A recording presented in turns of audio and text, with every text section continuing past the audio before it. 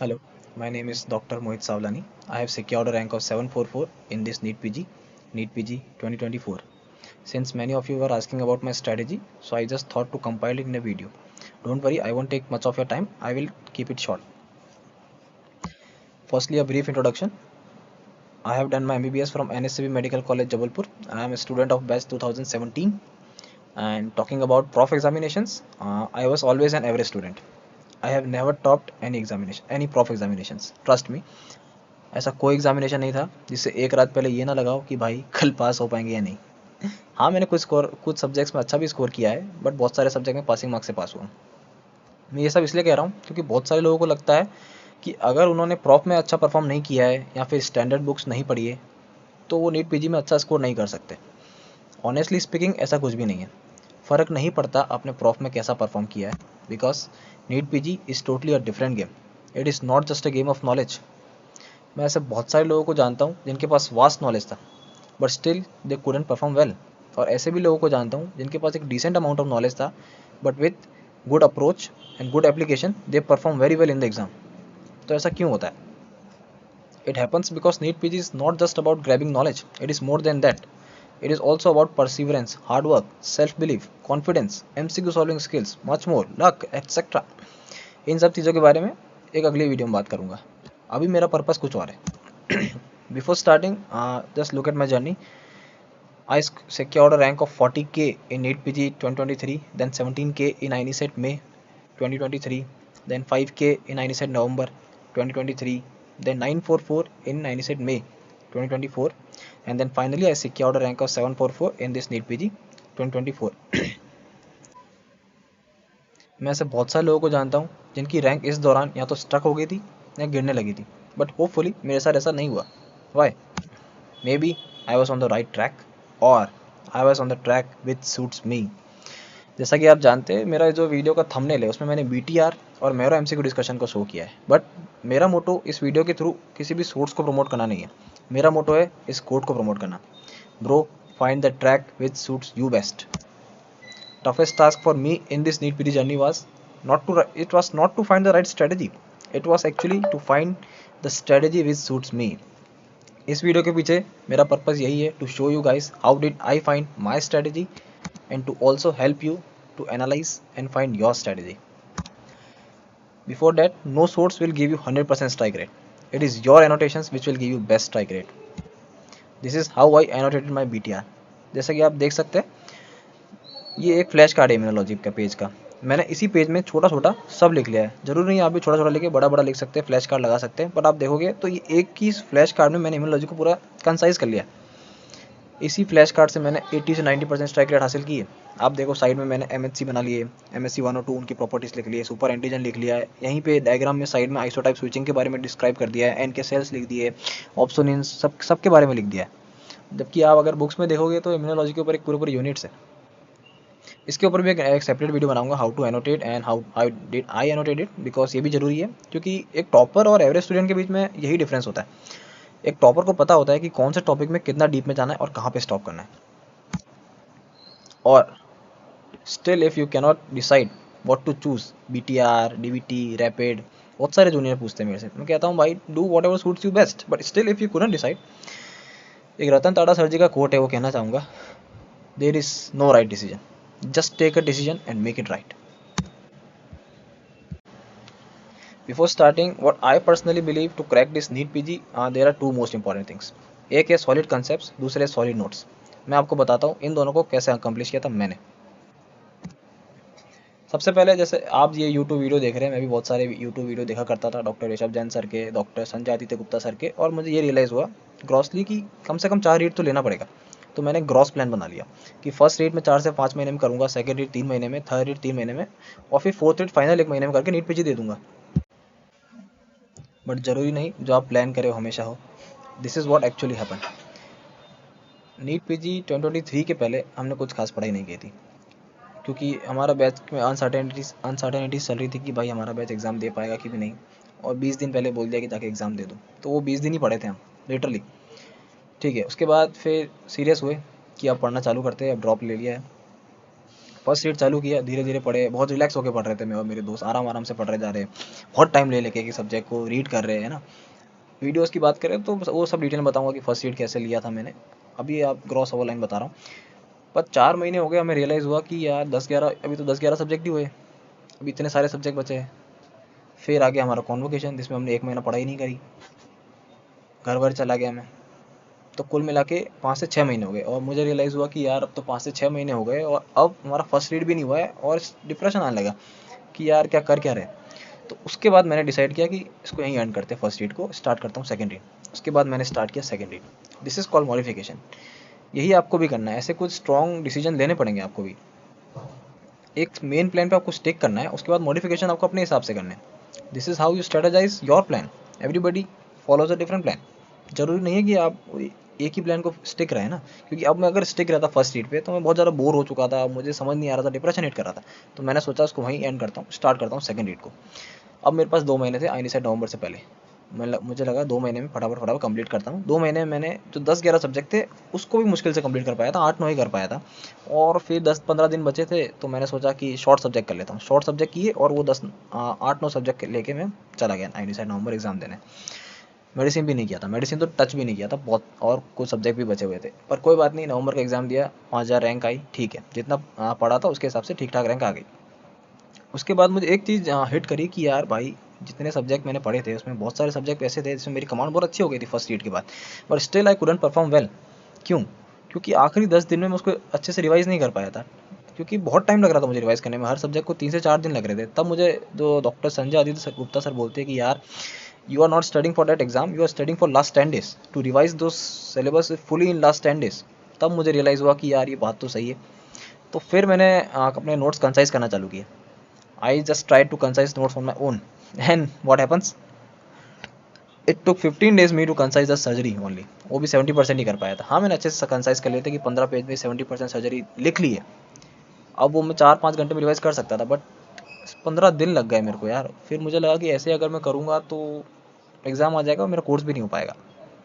Then I decided to switch to BTR। BTR के बारे में पहले से भी सुना था, बट हाँ, मैं अपने आप को होल्ड बैक कर रहा था क्योंकि मैंने सुना था कि BTR एक बार अच्छे से आपका कंसेप्ट क्लियर उसके बाद ही उठाना चाहिए, और ये बात सही भी है और मुझे लगी भी, क्योंकि तभी आप उसका एक्सट्रैक्ट निकाल सकते हो। अगर आप डायरेक्ट BTR क्विक करोगे ना तो आप उसका एक्सट्रैक्ट नहीं निकाल पाओगे। आपको लगेगा कि आपको सब समझ आ रहा है, बट आप रियलाइज़ नहीं कर सकते कि वो आप एक्सट्रैक्ट नहीं निकाल पा रहे हो। उसके बाद मैंने BTR पे स्विच किया। उसके बाद चालू की मैंने अपनी BTR साइकिल। मैंने सेरिबेलम ले लिया और जाना मैम के शेड्यूल के हिसाब से अपनी BTR साइकिल चालू करी। थर्ड रीड है, मैंने उसको ग्रीन में हाईलाइट किया, आप देखोगे, क्योंकि मुझे लगता है मेरी प्रिपरेशन का सबसे मोस्ट इंपॉर्टेंट पार्ट यही था। सबसे जो बेस्ट डिसीजन था मेरी लाइफ का वो यही था, मतलब इस प्रिपरेशन का। मैंने एक न्यू सोर्स उठाया BTR। हाँ, मुझे बहुत मेहनत लगी क्योंकि मेरी मेमोरी मेरो नोट्स की बनी हुई थी, बट उसके बाद यहाँ नई मेमोरी बनाना बहुत दिक्कत हो रही थी।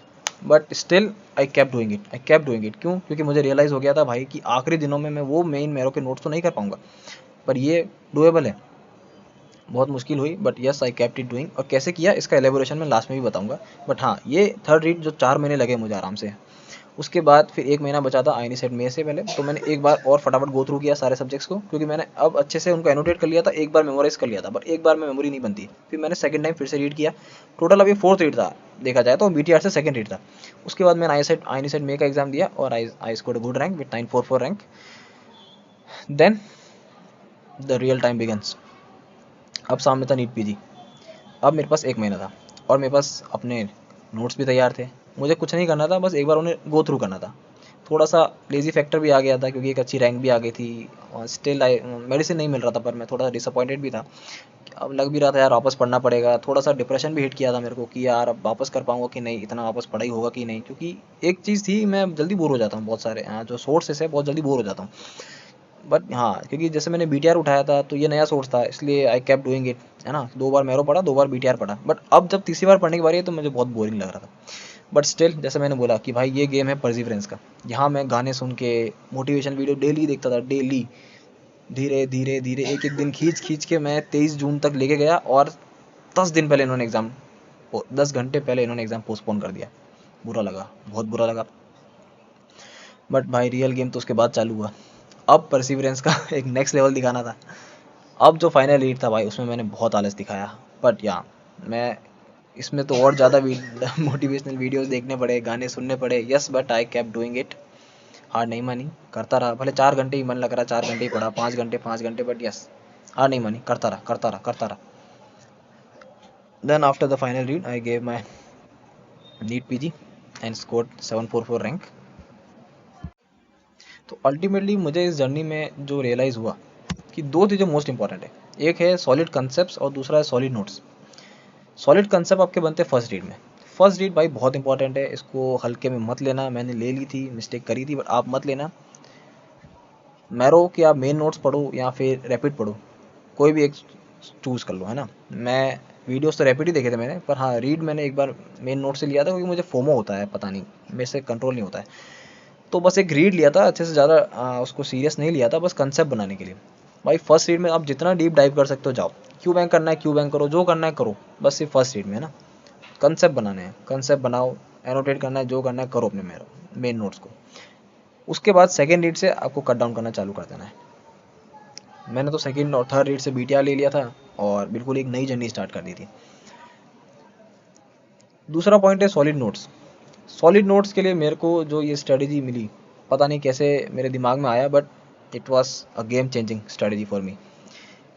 मैंने बीटीआर सेरिबेलम लिया, मैम के बीटीआर के वीडियोस देखना चालू किए, बीटीआर पढ़ता था। उसके बाद फिर भी मुझे कुछ लैगिंग लगता था कि यार, मुझे लगता था कि यार इतना तो उसमें है नहीं। तो फिर मैंने सोचा एक बार मैरो के एमसीक्यू डिस्कशन देख के देखता। मैंने स्टार्ट किया मैरो के एमसीक्यू डिस्कशन देखना। उसमें मुझे बहुत ही अच्छे लगे videos, I personally recommend it.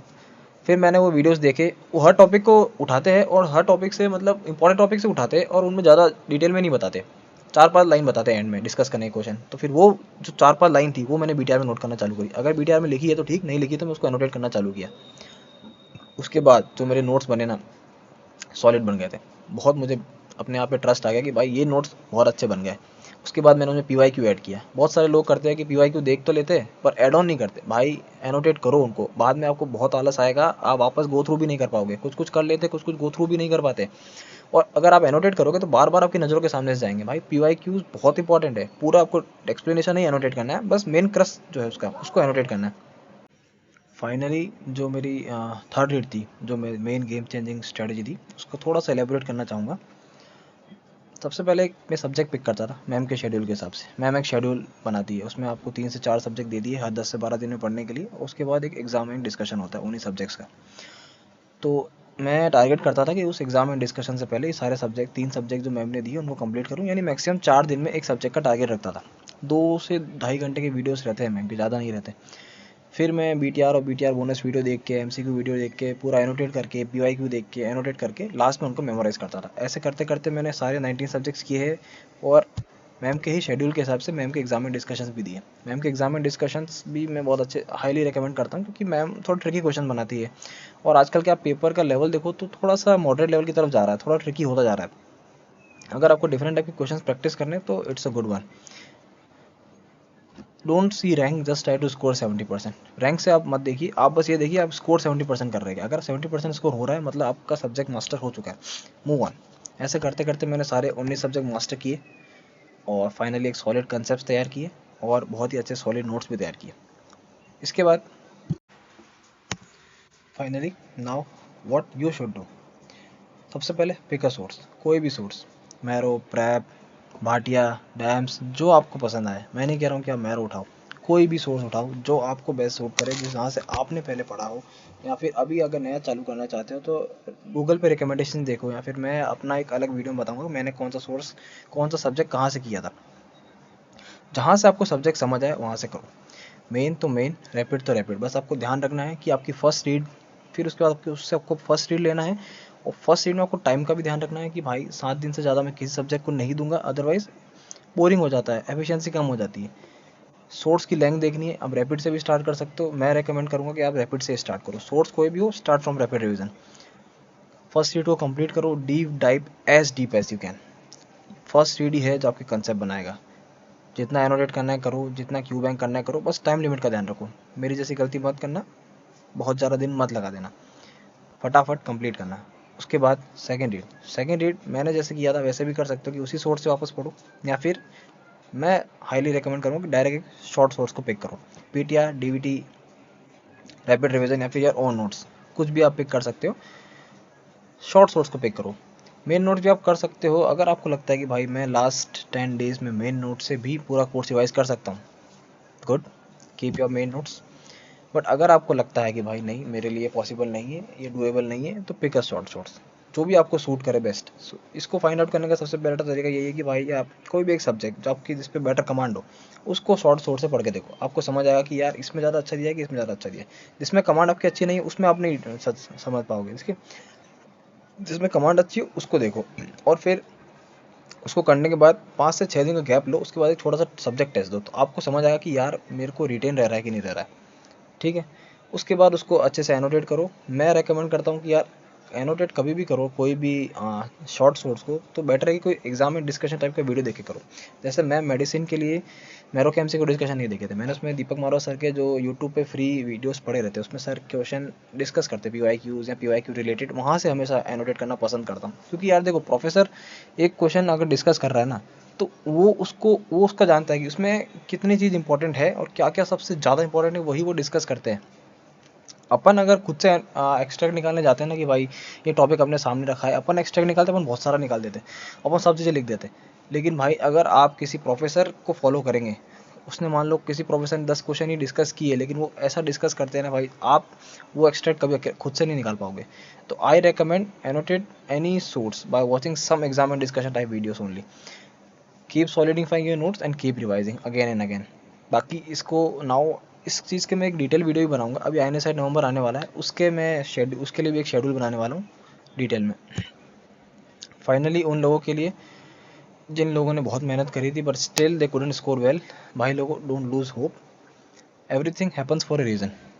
देखो मेरी आईनी सेट में अच्छी रैंक थी बट स्टिल मेरे को मेडिसिन तो नहीं मिल रहा था, मेरी बहुत इच्छा भी थी वहाँ से मेडिसिन लेने की, मैंने बहुत मेहनत भी करी थी, बहुत ज़्यादा एंथुजियाज्म भी था मेरे को, इतना मेरे को नीट पीजी में नहीं रहा, इतनी मैं ज़्यादा मेहनत भी नहीं करा नीट पीजी जितनी मैंने आई के टाइम करी थी। But still maybe God want something else, just believe in God, you never know what tomorrow may bring, you never know how close you are. हो सकता है कि भाई आपकी स्ट्रेटेजी में से बस एक कोई इंग्रेडिएंट मिस हो, वो ऐड करते ही आपकी जो गोल्डन खिचड़ी है बहुत शानदार बन जाए और आपकी रैंक बूस्ट कर जाए।